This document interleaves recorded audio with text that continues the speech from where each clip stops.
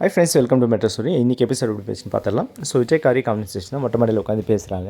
Interview university pass அப்படின்னு கேட்கும்போது, இன்னும் இவ்வளோ நேரம் கேட்காம எப்போ கேட்குற அப்படின்னு விஜய் கேட்குறாரு. நீங்களா சொல்வீங்கன்னு எதிர்பார்த்தேன் அப்படின்னாரு. வழக்கம் போல் தான் ஒரு எம்டி இன்னொரு கம்பெனியில் எப்படி வேலை செய்கிறது பாஸ், உங்களை இப்படி பார்க்க ரொம்ப இதுவாக இருக்கும். உங்களுக்கு கெத்தாக பார்த்து உங்களுக்கு ஒரு கம்பெனி எம்டியாக இருக்கிறோம். அதுக்கு கம்பெனி நம்ம ஸ்டார்ட் பண்ணிடலாம். அதுக்கு துட்டு வேணும் மேடம் அப்படின்றது. அதெல்லாம் அரேஞ்ச் பண்ணிக்கலாம். நீங்கள் உங்கள் அப்புறம் பிஸ்னஸ் பாருங்கள், நான் என்னை பார்த்துக்கிறேன். ஆக்சுவலாக இதுக்கு முன்னாடி எனக்கு எதுவுமே எல்லாமே வந்து அப்படியே எனக்கு ஆட்டோமேட்டிக்காக தேடி வந்துருச்சு. அதனால் எல்லாருமே வந்து சொல்லுவாங்க, இந்த மாதிரி சுச்சுவேஷன்லாம் நான் ஹேண்டில் பண்ணேன்னு. திமிரில் இருந்தேன். பட் இப்போ தான் எனக்கு உண்மையாக புரிய ஆரம்பிச்சிருக்கு. இந்த லைஃப் எனக்கு நல்லா பிடிச்சிருக்கு காவேரி. நான் கொஞ்ச நாள் இப்படியே வாழ்கிறேன் அப்படின்னு வந்து அவர் கன்வே பண்ணுறாரு. அதை வந்து நம்ம மேடம் வந்து ஒரு ஃபீலிங்கோடு ரசித்து பார்த்துட்ருக்காங்க. அந்த நேரத்தில் நம்மளுடைய குமரன் வந்து என்ன பண்ணுறீங்க அப்படி பிரதர் அப்படின்னு சொல்லிட்டு வந்து அவருக்கு உட்காரலாமா, உட்காருங்க பிரதர், என்ன பிரதர் உட்காந்து அவர் சொல்கிற என்னாச்சு மாமா, ஏன் தூங்கலையா, சீக்கிரம் தூங்கலையா, அதெல்லாம் போச்சுமா அந்த காலம்லாம் அப்படின்னு சொல்லி ஃபீல் பண்ணி பேசுகிறாரு.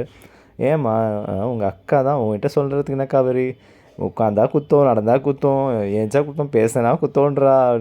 ஏம்மா அவள் எனக்கிட்டேயும் ஊசி குத்துற மாதிரி தான் பேசுகிறா, உங்ககிட்டேயுமா உங்களையும் விடலையா. ஆமாப்பா காவேரி, முடியல, என்ன பண்ணுறது அப்படின்னு.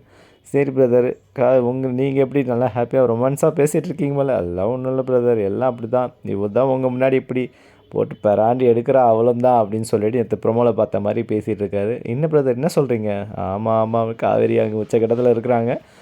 ஓகே நிவினும் பிரதர் அதுக்கு நானே பரவாயில்ல போல் அப்படின்னு மனசை தேர்த்திட்டு, ஓகே நான் போய் தூங்குறேன் அப்படின்னு சொல்லிட்டு கங்கவே மேலே அப்படின்னு சொல்லிட்டு அவர் போய் தூங்க போயிடுறாரு. இங்கே நம்ம பர்ஃபார்மன்ஸ் என்ன தான் கொஞ்ச நாளும் ஒன்றும் இல்லைம்மா, ஒரு இன்னொரு ஜென்ஸ் கஷ்டப்படுறான்னு அவர் மனசை கொஞ்சம் தான் கொடுத்தாலும் அவன் இல்லைம்மா அப்படிலாம் ஒன்றும் இல்லைம்மா, நீ உன்னை பற்றி எனக்கு தெரியும்ல அப்படி இப்படின்னு நம்ம ஹீரோ வந்து ரொமான்ஸ் பண்ணி பார்க்குறாரு. அச்சோ ஷோல்டர் தூக்குறாலே, என்ன பண்ணுறது, எஸ் ஆயிரலாண்டா அப்படின்னு ஏஞ்சி கிளம்புற இடத்துல பிடிச்சி கையை பிடிச்சி ஒரே கடி தான் நம்ம ஹீரோ அப்படியே உடனே ஹார்ன் கத்துற சீன் தான்.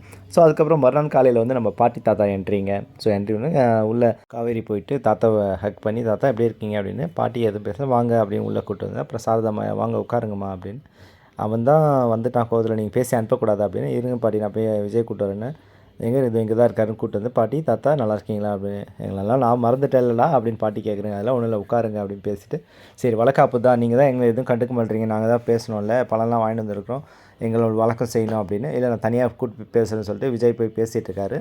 ஏன் வழக்காப்பு வேணான்ற, கொஞ்ச நாள் போட்டும் 7ஆம் மாதம் 9ஆம் மாதம் அந்த மாதிரி பண்ணிக்கலாம் அப்படின்னு வந்து. சரி விஜய், பாட்டிமா வந்து சுடு தான் பேசிகிட்டு இருக்காங்க. அதெல்லாம் ஒன்றும் இல்லை பாட்டி, நீங்கள் காவேரி அன்பாக எப்படி மரியாதையை எப்போ பார்த்துக்கிறீங்கன்னா அப்போ நாங்கள் வரோம் அப்படின்னு.